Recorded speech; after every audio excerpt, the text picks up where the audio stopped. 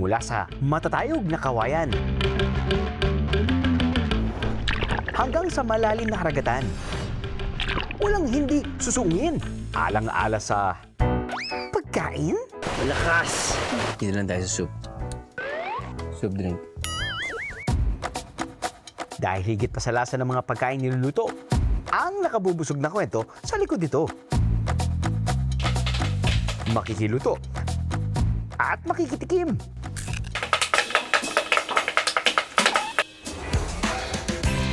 With side dish na adventure pang kasama. Effort kung effort para sa mga putayeng sure na sure sa sarap. Dito yan sa Davao del Sur.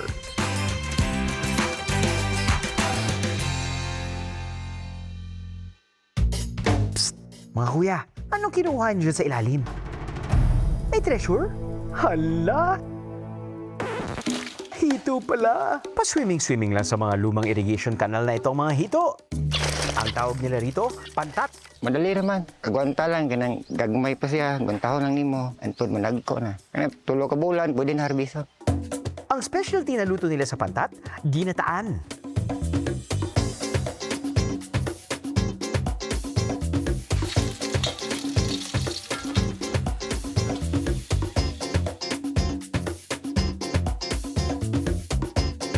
Tikman nga natin kung pantat stick ang lasa ng ginataang pantat. Ayan. Papaluto ko pa siya dahil andyan yung araw.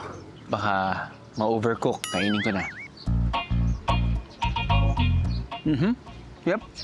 Very good. Very nice. Dapat kinain ko to for dinner kagabi ah. Sarap. Ayos. Mabilis dumami, madaling lutuin. Solbagad ang mga taga Davao del Sur sa pantat. Sa malinaw na tubig ng Pilan River sa bayan ng Santa Cruz, hindi lang langoy ang pwedeng gawin. Dahil pati paglambitin sa footbridge, aba, caring-carry rin.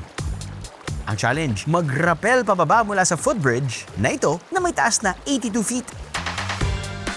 My dominant hand will be on my back. This one is serve as my brake hand. And the other hand, yung hindi masyado pinapersa nyo, hindi masyado ginagamit, is will be your guide hand. Chill, dahan-dahan lang dapat sa pagbaba. Pero higpitan ng kapit. Naku, ang dalawa namang to. Di ba magra-rappel pababa? Bakit parang Rafael in love na? Yehey! Kung gusto matry, maglambitin sa tulay. 500 pesos lang ang fee kasama na ang tanghalian.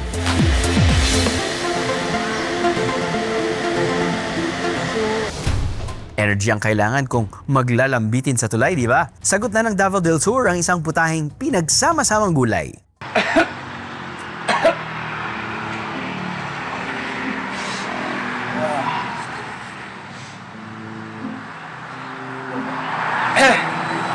Bago kasi yung tanong. Uy! Uy! Lauy!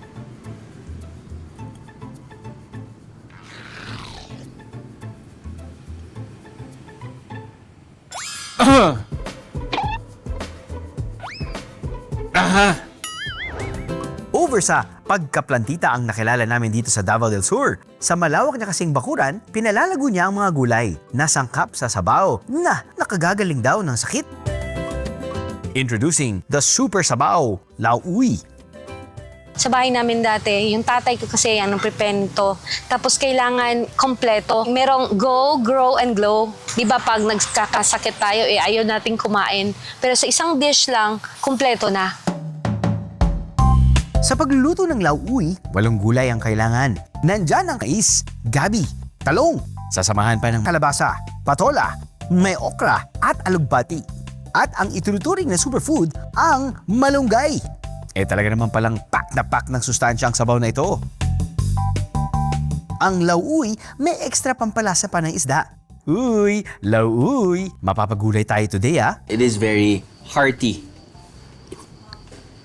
And, syempre, ito yung hinahalo mo kapag sabihin natin, ispon ka, maulan, naghabol ka ng warm soup. Up.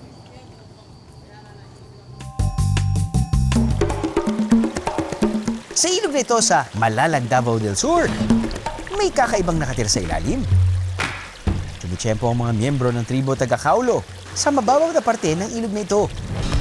Ang nahuhuli kasing isda rito, malaahas daw ang itsura pero ang lasa, parang alimango raw. Mabilis ito lumangoy at kapag nadakot, kailangan higpitan ng hawak.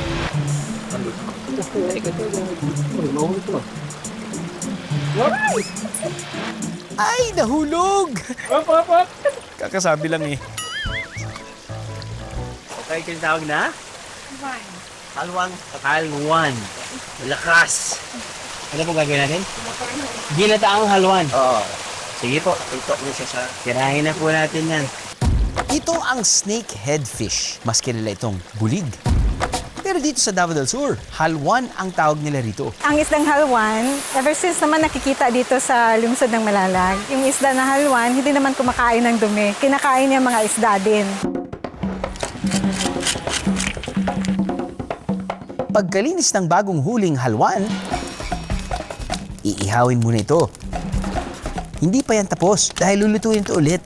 Hindi nga lang sa kalan, kundi sa secret weapon nilang pampasarap, ang kawayan. Pambulang ang tawag doon sa kawayan. Kakaibang lasa of course kasi wala siyang chemical. Natural yung lasa. Pagsasama-samahin lang ang mga sangkap sa loob ng kawayan. Tangad, sangig, tapos yung halwan.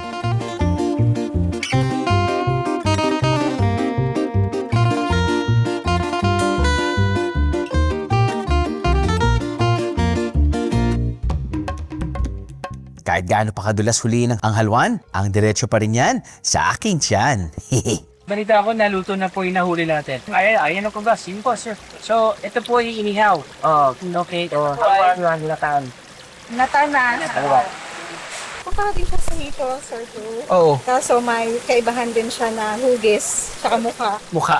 Oo. Pero yung texture niya, pati lasa niya, very similar. Similar, pero medyo matigas yung ano niya. Matigas po yung karne. Laman niya. Yung pag laman niya. naluto. Gusto ko lang malaman, kahit wala pa yung gata, kung anong lasa niya.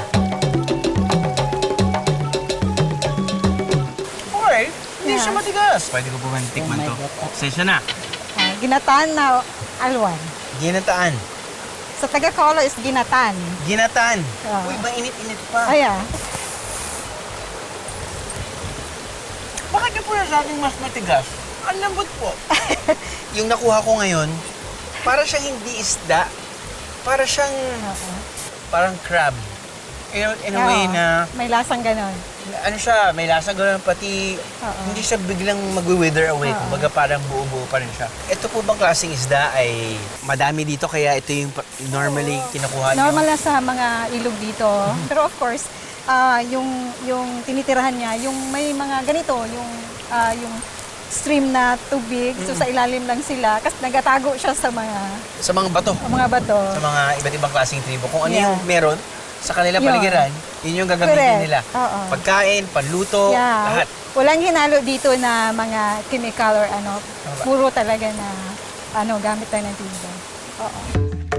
Kung napasabak sa hulihan ng halwan, mapapaindak naman daw sa pagluluto ng meriendang ito sa Davao del Sur.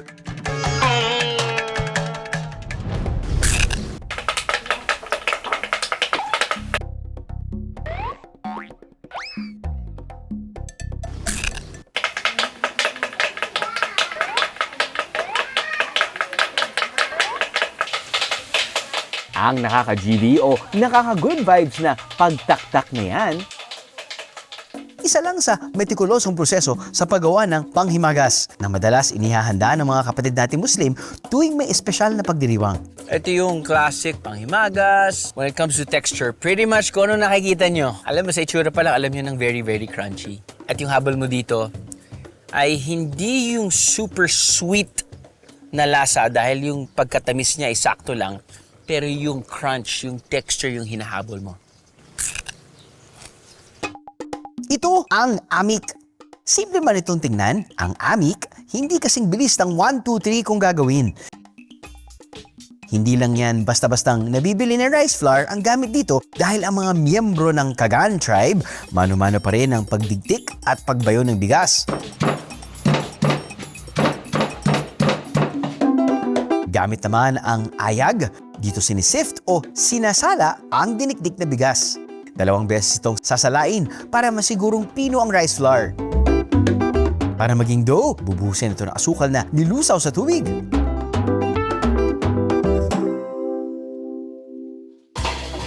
Sa pagpiprito ng amik, gagamit ng patpat na gawa sa kawayan na may nakasabit na butas-butas na bao na kung tawagin ay panguwayan. Saka ito tataktakin on the beat. Kapag crispy golden brown na ang amik, pwede na rin itong ihulma sa iba't ibang hugis. Ang pagluluto niyan ay kadalasan talaga yung mga may malaking handaan, halimbawa mga kasal, mga birthday ko, ano-ano. May mga bisita darating at bago pa kasi magkainan doon, yun muna ang siniserve namin sa mga tao. Kaya nga nabilong sa kakanin para pang merinda nila.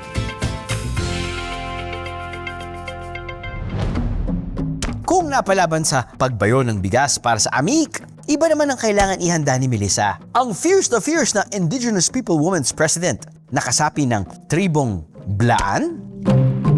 Ang ganap niya for the day, kumuha ng the best na kawayan. Pero para saan? Hanap na lang po tayo, no? Okay. Ano bang madaling... Mas maganda yata to, sir. Ito? Okay, maliit lang. Parang... Hindi na kailangan ng itak, ma'am. Sus naman. Thank you, ma'am. Ang kawayan na nakuha, sa lutuan mapupunta. Gagamitin itong panluto sa ipinagmamalaking putahe ng kanilang tribo. Ang alnulot na klangi. Sa sinaunang panahon, walang kardero. Gusto namin na hindi mawala yun. Kakaiba kung ikukumpara sa linuto sa kardero. Masarap ang kawayan. Kapag malinis na ang kawayan, isa-isang ipapasok sa loob ang mga sangkap. Inuna muna ang mga klangi o maliliit na alimango. Uunahin natin yung mga malalaki para madali maluto. Walang mabibili nito dito. Kukunin lang yun sa ilog. Ilagay na rin itong mga sahog. Ganda leaves naman ang isusunod. Ito naman, basil leaves. Bawing ang sa amin nito, bawing. Pangalan sa Blaan. Gamit naman ng binilot na dahon ng saging, ito ang magiging takip ng kawayan. Maluto siya around 20 to 25 minutes. Nakakatakam naman yan. Pero bago yan tikman, ang mga pagkain ng tribong Blaan. Mainit muna akong sinalubong sa kanilang lugar. Ang kanilang mainit na pagtanggap, kitang-kita rin pati sa dami ng pagkain inihanda nila. Ito na po ang alnulot natin, sir. Yun, may sabaw. Ito ang ablangon sa amin. Ito ang pinaka-special na pagkain pag may festival po. Ablanon. Blangon. Blangon. Yeah. Malagkit na Kanin. kanin. Yan. So, kuha din po ako. Kuha ka ng isa. Ma'am?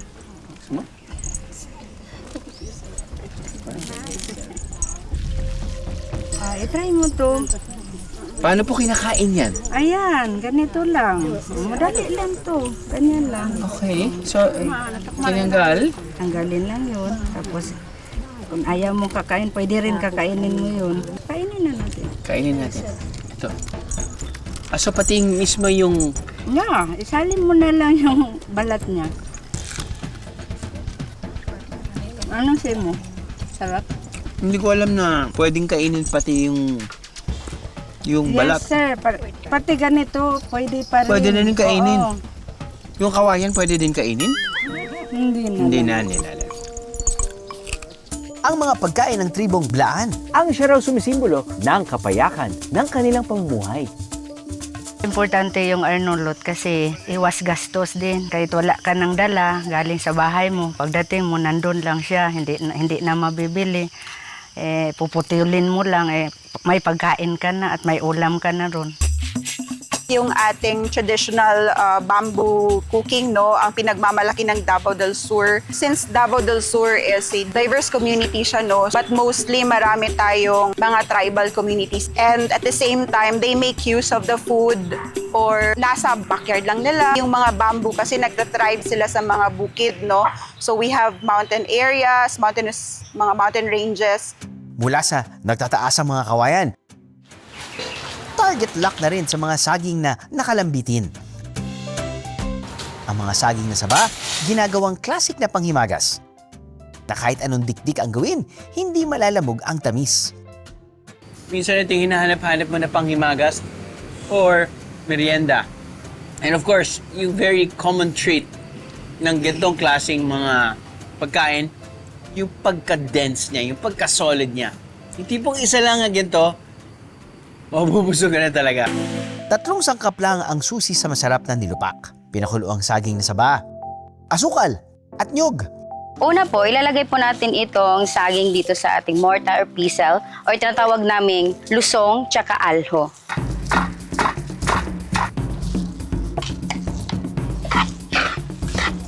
Ihahalo natin tong niyog, mix na niyog tsaka sugar. Paulit-ulit na didikdikin ang mixture hanggang makabuo na malado na itsura.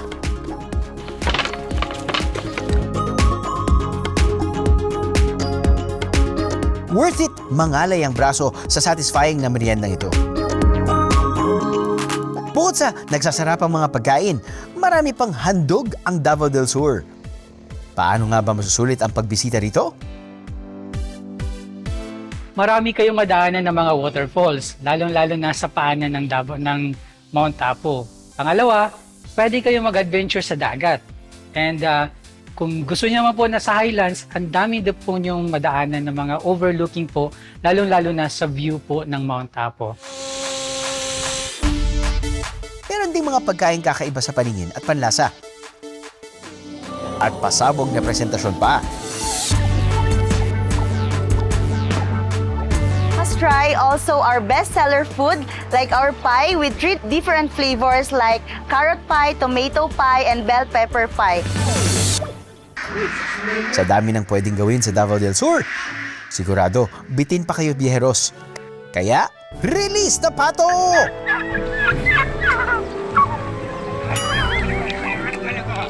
Takbo-takbo pa eh.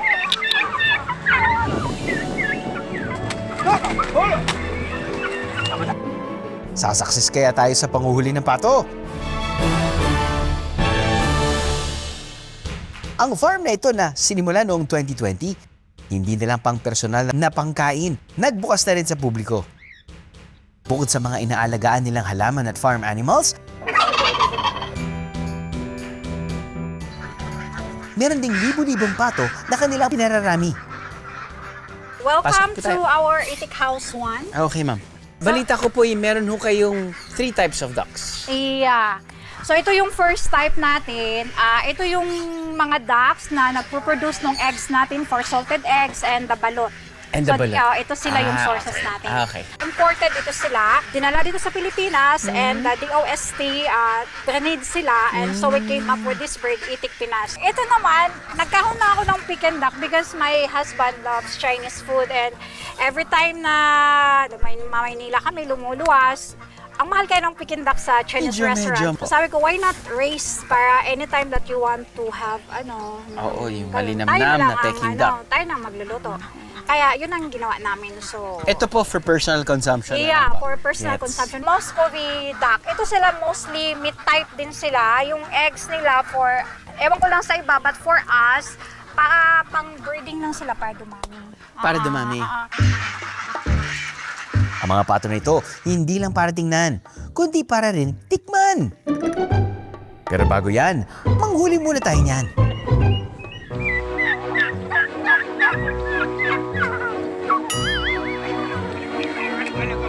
Takbo-takbo pa eh.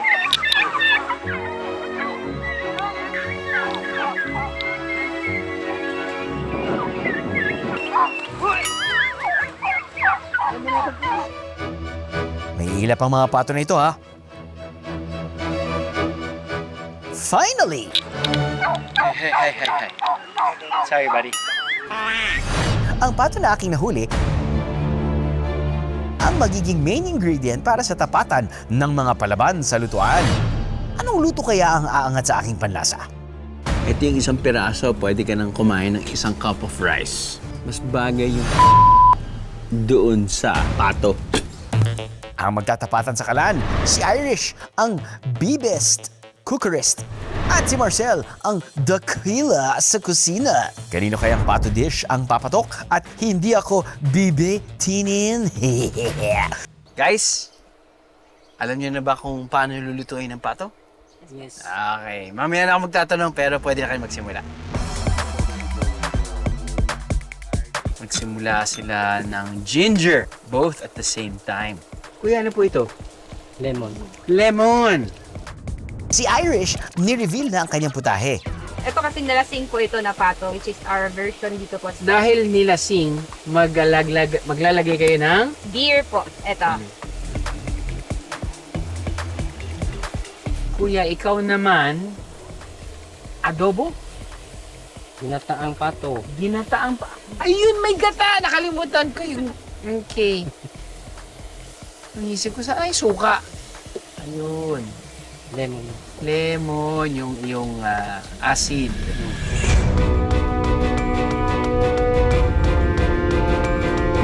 Naunang natapos si Maricel sa kanyang ginataan. Si Irish naman busy pa sa pagtimpla. Drew, bilis na. Yun ba yan? Kumusta po kayo, ma'am? Sir? Tapos na po? Tapos na. Alright!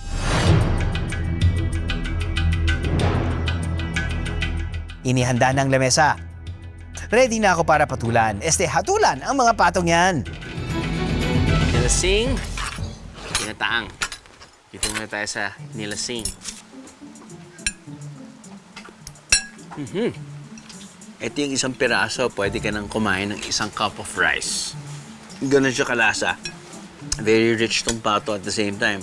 Yung ingredients na hinalo dito ay very rich as well. Alright, manaman natin to. Ginataan. Alam na natin, may bias ako sa ginataan. Mas bagay yung gata doon sa pato. Parang, for me, baka na-overpower lang lahat ng lasa sa ingredients kasama sa pato. You know, if you have other side dishes, tapos nun, makanin kayo, you'd probably pick this. But for me, as a single dish, Aba, talagang dakila ka ng kusina, Marcel. Mula sa kwak-kwak, mapapa me naman tayo sa makukulit ng mga kambing. Mula sa mga cutie baby goats, hanggang sa malalaking mommy kambing. From all shapes, colors, and sizes, ang mga kambing na pinararami sa farm na ito. The center nagsimula way back 1970. We started raising goats around those time. Nagdi-dispersal din kami sa mga communities para din matulungan sila hindi lang sa nutrition but economically through having their own goats sa farm. Ang mga kambing na ito, nagsusupply ng fresh milk na itinitinda nila.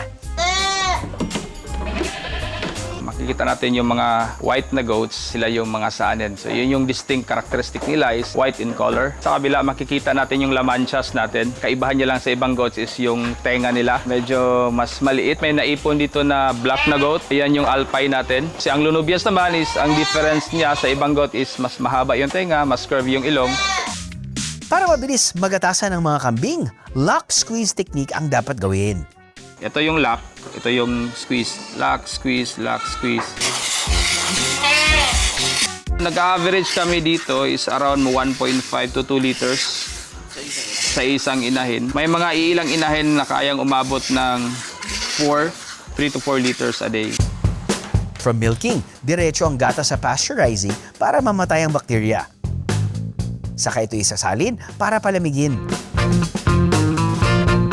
Dito na siya pinaprocess hot and cold. So, pag malamig na siya, saka natin binobote. Okay naman. Gusto ko kasi di siya masyadong matamis. For me, I would prefer this because natural lang siya at walang halong yung mga sugar. Nasa around 350 na kami na goats. Di pa kami nakapag-expand kasi dito pa lang sa center namin is ubos na yung gatas, naubos na. So yun, which is a good sign kasi natutunan na rin ng mga community na may gatas tayo na local. Kung ang gatas ng kambing dito ay para sa komunidad, isang maliit na isla naman ang binuo rin para sa mga lokal.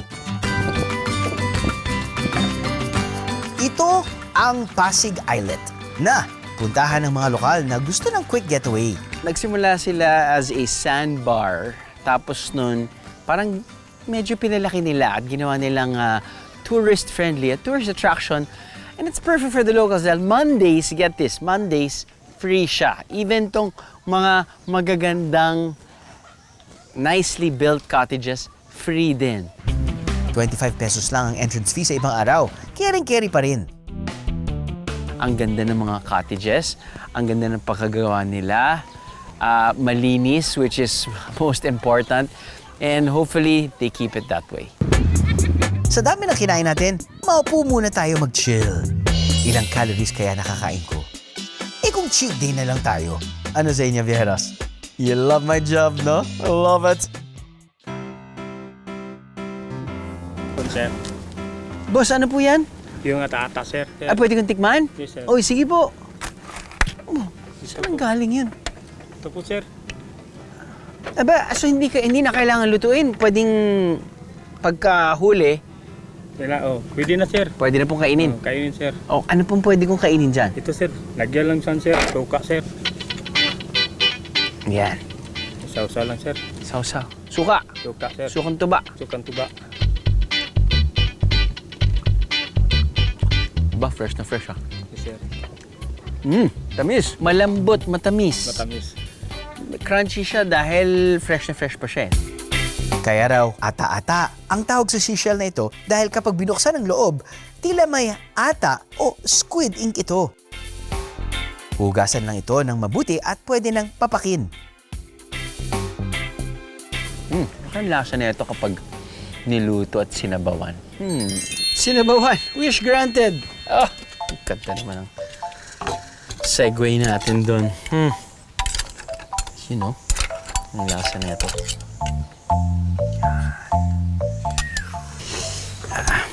Sabaw muna tayo. Ayan. Ayan. Bigyan ng luya. Kahit sabaw lang, okay na eh. Okay. Hinahanap ko may kanin na mainit. Tapos ng sabaw. Yung kinilaw, feeling ko pwede yan kapag may nakikita kayo nagiinuman eh. Ito, naka ng shell, naka ng laman, naka ng bowl, naka ng boses. Dito lang tayo sa soup. Soup drink. Ang naging tropa nating si Kuya Taplo, ang sinasabing nag-iisang kumukuha na lang ng ata-ata sa Barangay Santa Cruz. Maliit pa ako, sir. Nagsisid na ako ng dagat. Buhay pa ang aking ama't ina. Ito ang nagpag-aaral sa aking mga anak, sir. Sa hindi kalalimang parte ng dagat sumisisid si Kuya Taplo. Tigil hininga siya sa pagkuha ng mga ata-ata. Lumang goggles at ang baras lang na pantusok ang kanyang gamit. Pumunta ako dito sa Pasig, sir. Ibibinta ko po.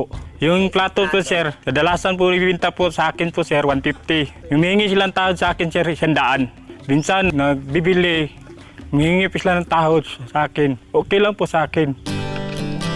Na-master na nga ni Kuya Taplo ang kanyang trabaho, kaya ang bawat pagsisid niya para kumuha ng ata-ata, siguradong sariwang kita para sa pamilya.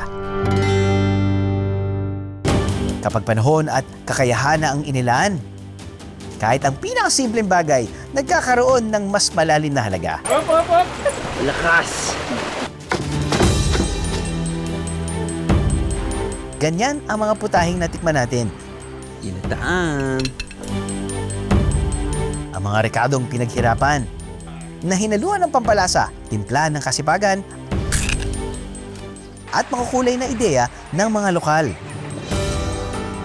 Ang naging sikreto ng mga umaapaw na handog ng Davao del Sur sa bawat biyahero.